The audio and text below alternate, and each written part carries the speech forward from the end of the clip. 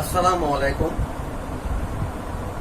পল্লবী মহিলা degree college আয়োজিত online ক্লাসে সকল ছাত্রীদেরকে স্বাগত। আমি সর্বপ্রথম ধন্যবাদ জানাচ্ছি মহান আল্লাহ তাআলাকে, যিনি এই করোনা মহামারীর মাঝেও আমাদের সকলকে সুস্থ রেখেছেন। আমি আরও ধন্যবাদ জানাচ্ছি আমাদের অধ্যক্ষ মহোদয়, উপাধ্যক্ষ মহোদয় এবং অনলাইন ক্লাসের সাথে সংশ্লিষ্ট সকল শিক্ষক মণ্ডলী ও ছাত্রছাত্রী ও ছাত্রীবৃন্দ, সবাইকে আমার অনলাইন ক্লাসে স্বাগত।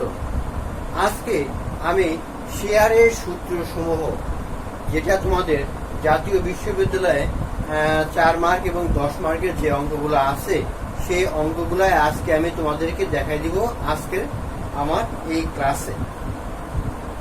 তো সবাইকে শুভেচ্ছা জানিয়ে আমার আজকের ক্লাস আমি শুরু করছি। প্রথমে আজকে আমরা শিখব শেয়ারের সূত্র। এই শেয়ারের সূত্র সম্পর্কে জানব এবং এর অঙ্কগুলো আজকে আমি তোমাদেরকে করে দেব।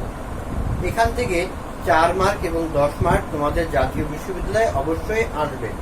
তোমরা এই অঙ্কগুলো খুবই সহজ, বাসায় বসে অবশ্যই চেষ্টা করবা এবং না পারলে আমাকে ইনবক্স করবা অথবা মেসেজ ফেসবুক গ্রুপে, যেখানে আমি আমার এই ভিডিওটা আপলোড দিব, সেখানে তোমরা মেসেজ বা কমেন্ট বক্সে কমেন্ট করেও আমাকে জানাতে পারো। তো প্রথমে আমরা শেয়ারের সূত্রসমূহ দেখি। আমি তোমাদেরকে সুবিধার্থে কতগুলো সূত্র লিখে দিয়েছি। আমরা এই সূত্রগুলোর অঙ্কগুলো প্রত্যেকটা করব এবং প্রত্যাশিত উপার্জন হারও আছে, সেটাও আমি তোমাদের কয়েকটা অঙ্ক দেখিয়ে দেব। তাহলে আমি প্রথমে বুঝাই। প্রথমে দেওয়া আছে 1 নম্বর, একটু লক্ষ্য রাখো, এককালীন শেয়ারের মূল্য, অর্থাৎ যখন আমার শেয়ারের মূল্য 1 বছরের ভিতরেই হবে বা আমি সম্পূর্ণ মূল্য একেবারেই পরিশোধ করেছি, অর্থাৎ বাজার মূল্য, ইস্যুকৃত মূল্য, লভ্যাংশের হার, লাভের পরিমাণ দেওয়া যখন থাকবে, তখন আমরা এই 1 নম্বর সূত্রটা ব্যবহার করব। 1 নম্বর সূত্রতে দেওয়া আছে পিও সমান সমান, অর্থাৎ market price per share D1 plus P1 divided by 1 plus KE, অর্থাৎ D1 হলো ডিভিডেন্ড পার শেয়ার, P1 হলো এক্সপেক্টেড মার্কেট প্রাইস, আর হলো KE হলো রিকোয়ার্ড রেট অফ রিটার্ন বা এক্সপেক্টেড রেট অফ রিটার্ন, যেটাই বলো তোমরা, যেটাই অঙ্কে দেওয়া থাকবে সেটাই হলো KE।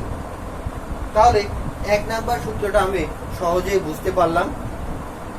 2 নাম্বার, 1 বছরের বেশি দেওয়া থাকলে, অর্থাৎ রিটার্নটা যদি শেয়ারের মূল্য বা প্রত্যেক বছরেই আসতে থাকে বা প্রত্যেক ধারাবাহিকভাবে সেটা থাকে, সেটা D1 plus KE plus D2 plus KE, অর্থাৎ লাস্টে যে হবে DN plus PN 1 plus KE, অর্থাৎ এটার হলো যদি ধারাবাহিকভাবে বা অর্থাৎ যখন সাধারণ শেয়ারের মূল্য 1 বছরের বেশি দেওয়া থাকে, অর্থাৎ বছরের কয়েকবার এই গ্রোথ রেটের মাধ্যমে এটা বৃদ্ধি পাচ্ছে, তাহলে আমরা এই সূত্রটাই ব্যবহার করব।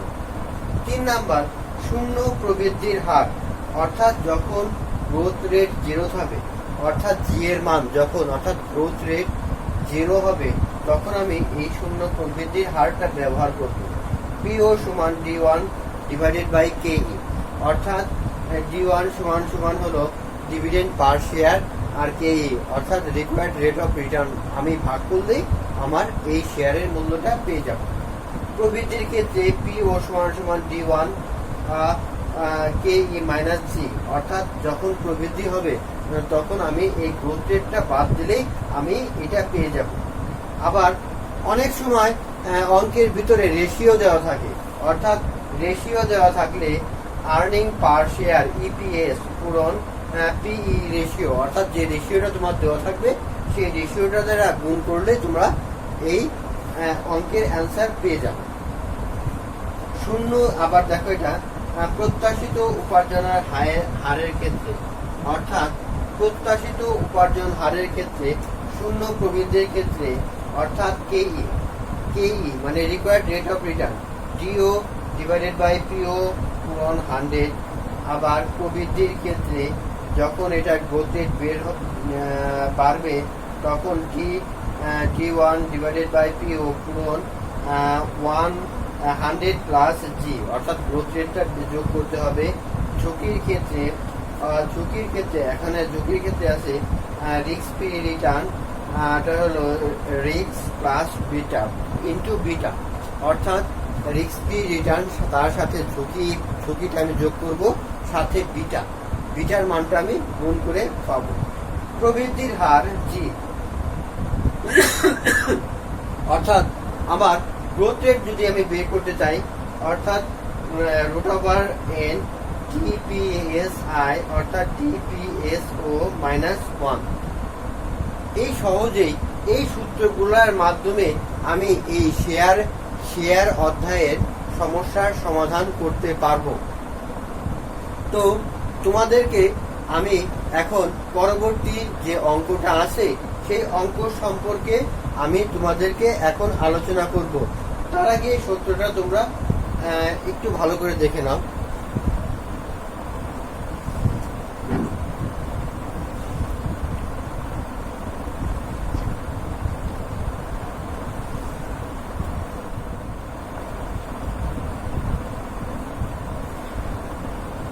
এখন তোমাদের সূত্রের 1 নম্বর যে অঙ্কটা আছে সেই অঙ্কটা নিয়ে আমি এখন আলোচনা করব।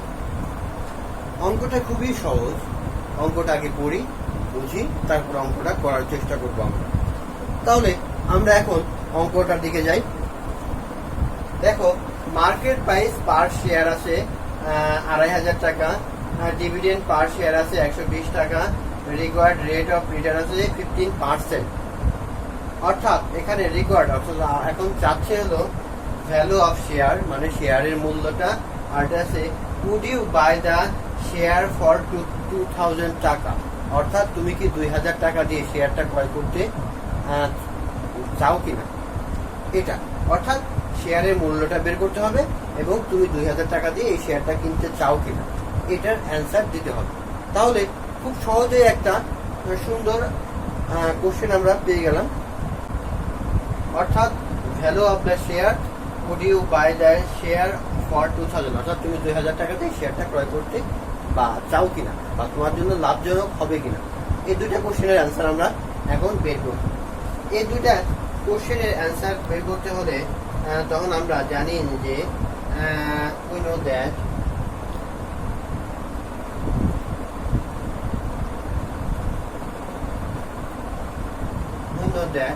অর্থাৎ পিও ভ্যালু অফ দ্য শেয়ার যেটা ছিল আমাদের সূত্রে D1 plus P1 1 plus KE, অর্থাৎ ডিভিডেন্ডেরটা আছে, অর্থাৎ যেটা মার্কেট প্রাইসটা আমাদের দেওয়া ছিল, অর্থাৎ ডিভিডেন্ড পার শেয়ার প্লাস এটা হলো এক্সপেক্টেড মার্কেট প্রাইস, তার মানে T1 এখানে দেয়ার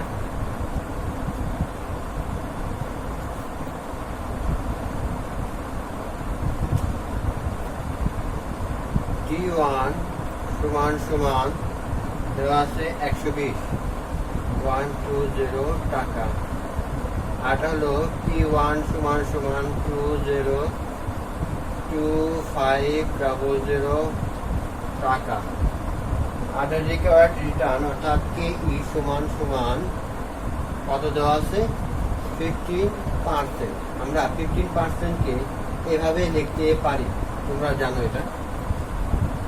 তো এই সূত্র যখন আমরা এটার মানগুলো পেয়ে গেলাম, এখন আমরা কি করব, মান বসাবো। খুব সহজে মান বসাই, 120 প্লাস 2500 1 প্লাস 0.15, অর্থাৎ খুব সহজেই একটা 4 মার্কের একটা অঙ্ক আমাদের হয়ে যাচ্ছে। এখন এটার সমাধান করলে আমরা পাচ্ছি হলো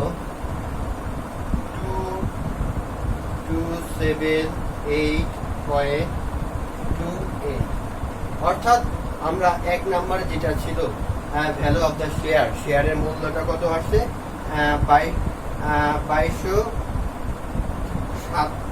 2278.28 টাকা। এখন আমরা 2 নাম্বারটা বের করার চেষ্টা করব।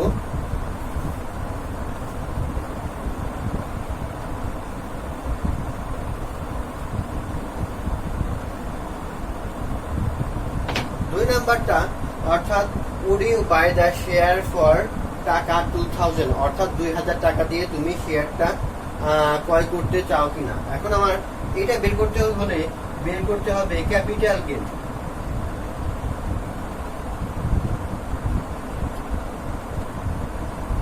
ক্যাপিটাল গেইন অর্থাৎ আগের যে শেয়ারের মূল্যটা ছিল কত, এইটা এখানে লেখা আছে 2278.28 মাইনাস, দেখো এখানে কত বলা আছে 2000 টাকা, অর্থাৎ 2000 টাকা দিয়ে আমি এটা কিনতে চাই কিনা, তার মানে এখানে আমাকে 2000 দিতে হবে।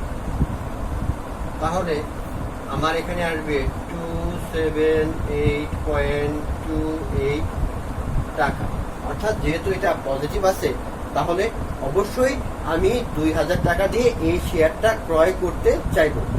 এই সামান্য একটা অঙ্ক দেখছো কত সহজ একটা অঙ্ক। এটা তোমাদের বেশিরভাগ ক্ষেত্রে 4 মার্কেরও আসতে পারে, আবার আরেকটার সাথে অঙ্ক দিয়ে আরেকটা বা এখানে পয়েন্ট বাড়িয়ে 10 মার্কেরও আসতে পারে। তাহলে খুব সহজেই তোমরা অঙ্কটা বুঝতে পারলা। আমি এখন পরবর্তী অঙ্কটা নিয়ে আলোচনা করব।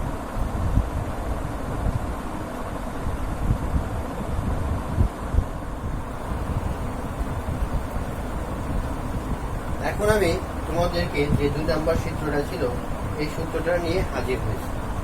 এই অঙ্কটা করতে গেলে আমাদেরকে কিছু কিছু ওয়ার্কিং বা কিছু কিছু কাজ আগে থেকে করে নিতে হবে বা কিছু কিছু মান আমাদেরকে বের করে নিতে হবে। এই অঙ্কটা খুবই গুরুত্বপূর্ণ, কারণ এই অঙ্কটা তোমাদের বেশিরভাগ ক্ষেত্রেই 10 মার্কের আসবে অথবা 4 মার্কের আসতে পারে। এই অঙ্কটা তোমাদের এই অধ্যায়ে সবচেয়ে গুরুত্বপূর্ণ একটা অঙ্ক।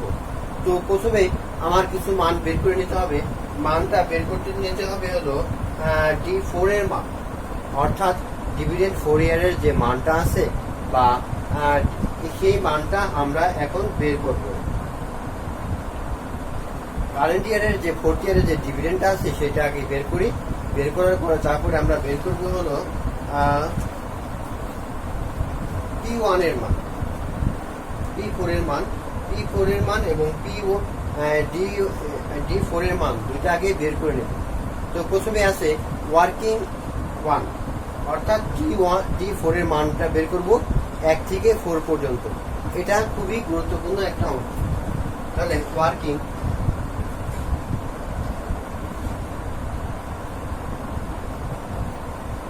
D1, আমরা এটার সূত্র সাধারণত আমরা এইভাবে লিখে জানি DO প্লাস 1 প্লাস G। দেখো প্রত্যেকটা একই থাকবে, খালি এই D0 থেকে D1টা খালি এগুলোর মানটা বের হবে। তো আমরা প্রথমেই অঙ্কেতে দেখতে পাই যে পার শেয়ারের দেখা গেছে যে ডিভিডেন্ড পে আউট করে কত 12 টাকা। তাহলে এই D0 বা D0 এর মানটা হবে 12, অর্থাৎ 1 2 12 সূত্রের 1। এখন জির মান দেখা আছে, দেখো প্রথম 4 বছর দেওয়া আছে কত পার্সেন্ট 7%।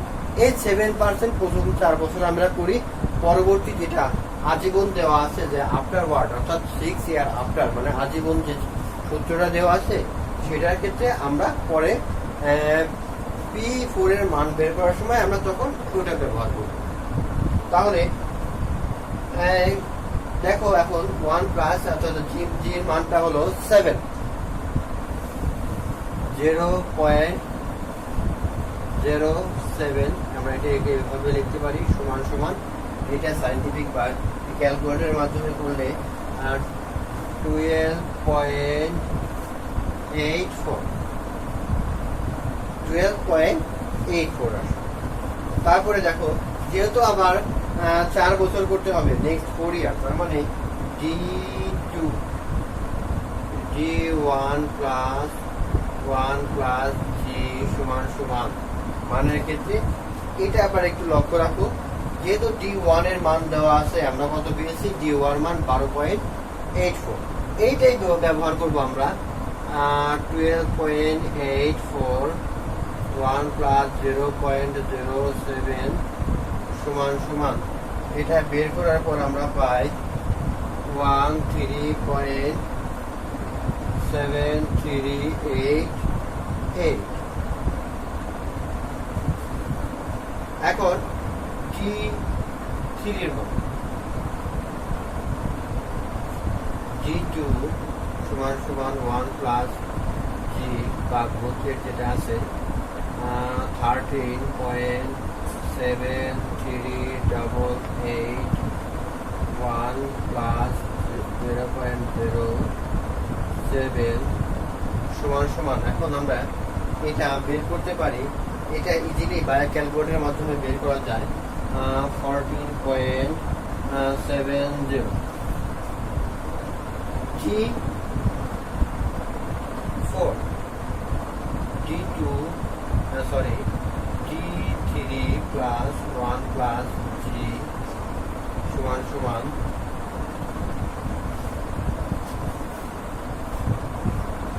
140.70 1 প্লাস 0.07 সমান সমান। G4 এর মানটা এখন ইজিভাবেই আমরা পেয়ে যাচ্ছি, অর্থাৎ 50.73%। তাহলে খুব সহজেই আমরা D4 এর মানটা পেয়ে গেলাম। এখন ওয়ার্কিং 1 শেষ হয়ে গেলাম, আরেকটা আছে P4 এর মান বের করতে হবে। P4 এর মানটা বের করার নিয়মটা আমরা সহজেই জানি, যে সূত্রটাকে ব্যবহার করব এবং মান বসাবো। ওয়ার্কিং 2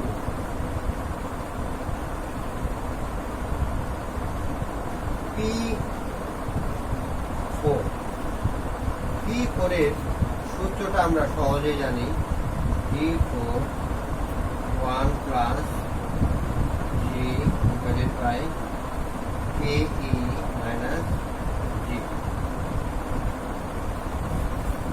আমরা এখন সহজেই মান বসাতে পারি।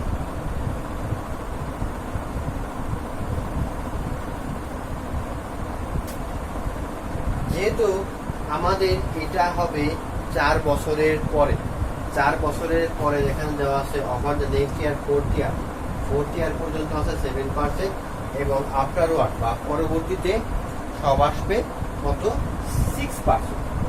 তাহলে আমরা এটার সূত্র আমরা এইভাবে ব্যবহার করতে পারি, 115.73 1 প্লাস 0.06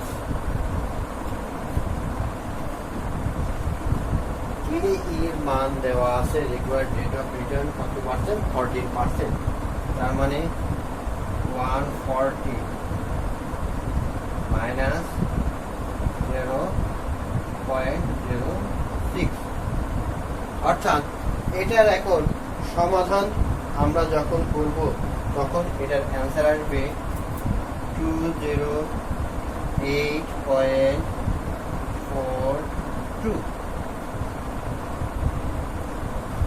তাহলে আমরা খুব সহজেই সূত্রের প্রয়োগ করার আগে দুটো মান আমার দরকার ছিল, হলো P4 এবং D4।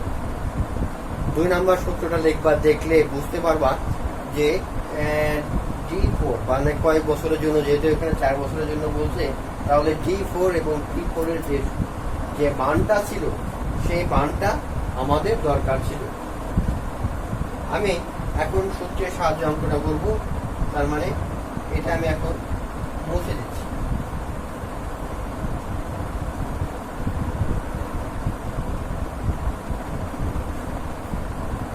এই মানটা হলো আমার D4 আর এটা হলো P4 এর মান। যেহেতু আমরা মানটা পেয়ে গেছি, তার মানে আমরা এখন লিখতে পারি PO, অর্থাৎ যে প্রাইস অফ শেয়ার, মানে শেয়ারের মূল্যটা। তাহলে আমরা সূত্র 2 নাম্বারটা পুরোটাই দেখি। এখন দেখো D1 plus 1 plus 1 plus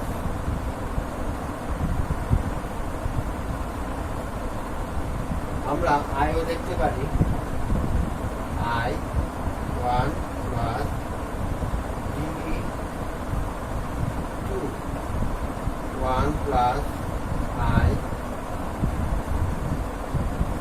divided by 2 plus D3 1 plus I divided by 3, তারপরে আছে হলো D4 into P4 1 plus I। খুব সহজেই আমরা এই সূত্রটা লিখে ফেললাম। এখন আমরা কি করব, এগুলার মান বসাবো। D1 এর মানটা আমরা প্রথম বছরে পেয়েছিলাম, মনে আছে? প্রথম বছরে আমরা পেয়েছিলাম 12.84, নিচে 1 প্লাস 0.14। এটা আমরা I অথবা KU লিখতে পারি।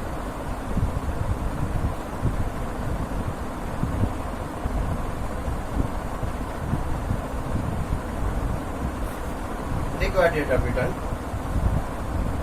প্রথমটা 1 প্লাস দ্বিতীয় বছরে ছিল 0.74। অনেক বেশি হয়ে যায়, তো তাই আমি দুইটা সংখ্যা নিলাম দশমিকের পরে। তোমরা এই নিয়মটা জানো। 142 প্লাস G3 ছিল 14.70, 1 প্লাস 0.140 প্লাস D4 এর মানটা আমরা এখন দেখব।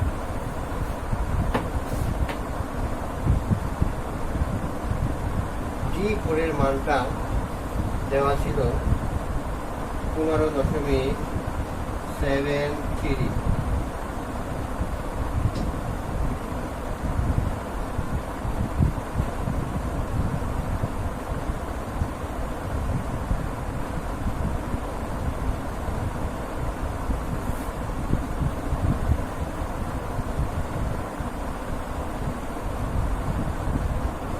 D4 এর মানটা আমরা আগে বের করে নিয়েছি। এখন 1 প্লাস 0.14 ডিভাইডেড বাই 4। আমরা খুব সহজেই মান বসিয়ে নিলাম। D1, D2, D3 যে মানগুলো আমরা ওয়ার্কিং 1-এ বের করেছিলাম, সেই মানগুলাই আমরা এখন বসালাম। তারপরে P4 এর যে মানটা আমরা বের করেছিলাম 208.48, সেটা আমরা বসিয়ে নিলাম। এখন আমরা সায়েন্টিফিক ক্যালকুলেটরের মাধ্যমে এই অঙ্ক সমাধান করি, তাহলে এই সমাধানের মানটা আমরা সহজেই পেয়ে যাব। অর্থাৎ আমাদের এইটার সমাধান করলে আসে 11.26 প্লাস 2 নাম্বারটা সমাধান করলে 10.57 প্লাস 3 নাম্বারটা সমাধান করলে 9.92 প্লাস এটার সমাধান করলে আমরা পাই 132.72। তার মানে খুব সহজেই আমরা এই সমাধানগুলো পেয়ে গেলাম। এখন এই কয়েকটা যোগ করলে আমরা পাই 164.47। এটাই হবে অ্যান্সার। অর্থাৎ আমাদের যে ধারাবাহিকভাবে বছরের সংখ্যা দেওয়া ছিল, এই বছরের সংখ্যা শেয়ারের মাধ্যমে যে অঙ্কটা সমাধান করলাম সেটা হলো 164.47 টাকা। এই টাকাটা, এই শেয়ারের মূল্যটা বের হলো। এখন পরবর্তী যে অঙ্কটা আছে সেটা নিয়ে আমি আলোচনা করব।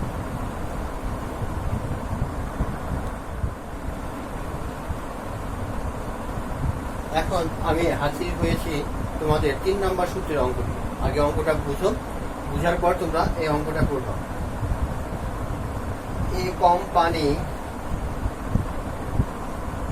A company pays dividend of টাকা 15 per share. Company growth rate is 0% and cost of equity is 12%.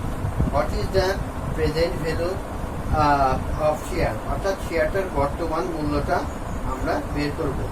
এটা হলো শূন্য প্রবৃদ্ধির যে অঙ্কটা তোমাদের ছিল, এই অঙ্কটা তোমাদের 4 মার্কের জন্য আসতে পারে। তাই আমি এই শূন্য প্রবৃদ্ধির যে অঙ্কটা, সেই অঙ্কটা আমি এখন তোমাদের করে দিচ্ছি। দেখো, আমরা জানি যে, তাহলে আমরা আগে সূত্রটা লিখি। We know that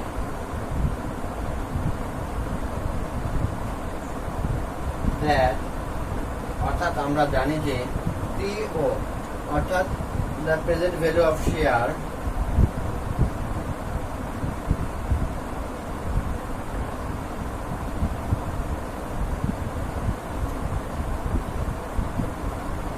অর্থাৎ PO সমান সমান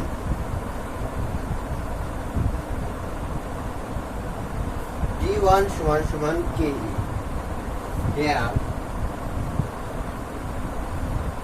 D1 সমান সমান দেওয়া আছে 15 টাকা 50, আটা আছে KE অর্থাৎ রিকোয়ার্ড রেট অফ রিটার্ন যেটা আছে 12%।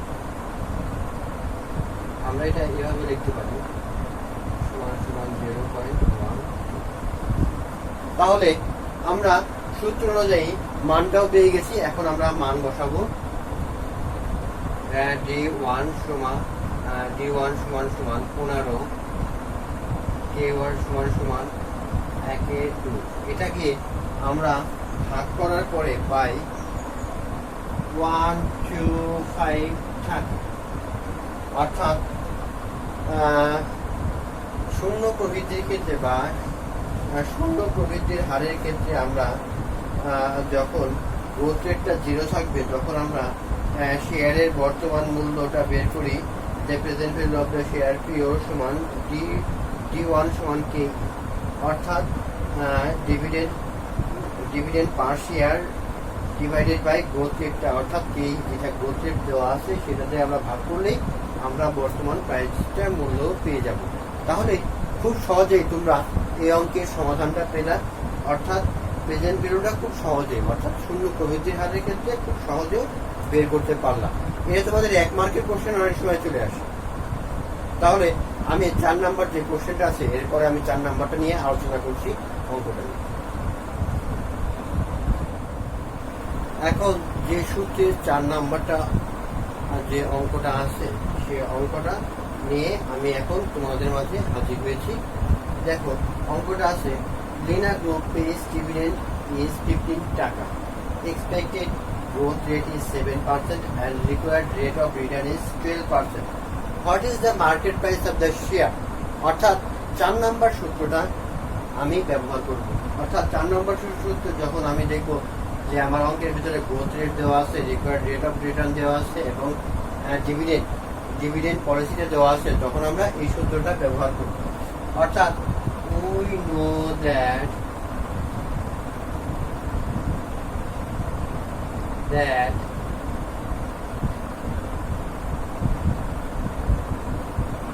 we know that আমরা জানি যে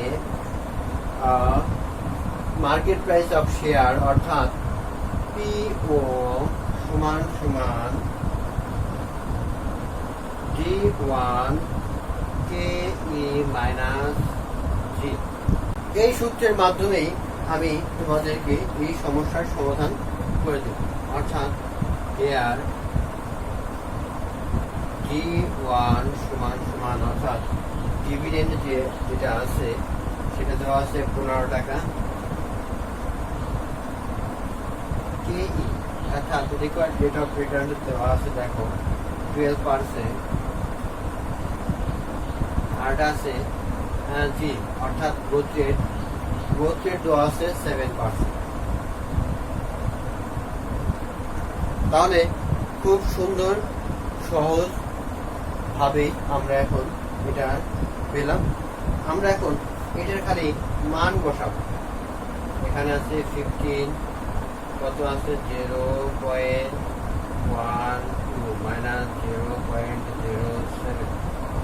এটার যে সমাধান করলে আমাদের 4 নাম্বার যে অঙ্কটা আছে সেটা হয়ে যাবে। এটা আসে 300 টাকা, অর্থাৎ মার্কেট প্রাইস, অর্থাৎ আমার এই মার্কেট প্রাইস শেয়ারটার মূল্য হলো 300 টাকা। তাহলে খুব সহজেই আমরা এই অঙ্কটা বুঝতে পারলাম। তোমরা অঙ্কটা আরেকবার দেখো। Lina Group pays dividend is 15 টাকা, expected growth rate is 7 and required rate of return is 12. What is the market price of share? অর্থাৎ শেয়ারের বর্তমান মূল্য কি? গ্রোথ রেটে যখন অঙ্কে দেওয়া থাকবে তখন আমরা যে সূত্রটা বের করবো D1 KE মাইনাস G, অর্থাৎ D1 এর মানটা দেওয়া আছে, ডিভিডেন্ডের মান দেওয়া আছে 15 টাকা, KE required rate of return দেওয়া আছে 12%, G এর মান দেওয়া আছে 7, দেখো গ্রোথ রেট 7 দেওয়া আছে। তাহলে এই সূত্রের মাধ্যমে আমরা খুব সহজেই অঙ্কটা করতে পারলাম। সুপ্রিয় শিক্ষার্থী বৃন্দ, যারা আমার প্রাণপ্রিয় ছাত্রছাত্রী বৃন্দ, এই মহামারীর সময় তোমরা অবশ্যই ঘরে থাকবা, তোমরা বাসায় নিয়মিত পড়াশোনা করবা। নিয়মিত পড়াশোনার কোনো বিকল্প নেই। আমার যারা ছাত্রছাত্রী আছো তাদেরকে অশেষ ধন্যবাদ। আমি সর্বশেষে মহান আল্লাহ তাআলাকে অশেষ ধন্যবাদ জানাচ্ছি, কারণ তিনি আমাদের সুস্থ রেখেছেন। আমি আরো ধন্যবাদ জানাচ্ছি আমাদের অধ্যক্ষ, উপাধ্যক্ষ এবং অনলাইন ক্লাসের সাথে সংশ্লিষ্ট সকল শিক্ষক মণ্ডল। তো সবাইকে শুভেচ্ছা জানিয়ে আমি আমার আজকের মতো এখানেই শেষ করছি। পরবর্তী ক্লাসে তোমাদের বাকি যে অঙ্কগুলো ছিল সেগুলো আমি করে দেখাবো। তো তোমাদেরকে অশেষ ধন্যবাদ। সবাই ভালো থেকো, সুস্থ থেকো। আল্লাহ হাফেজ।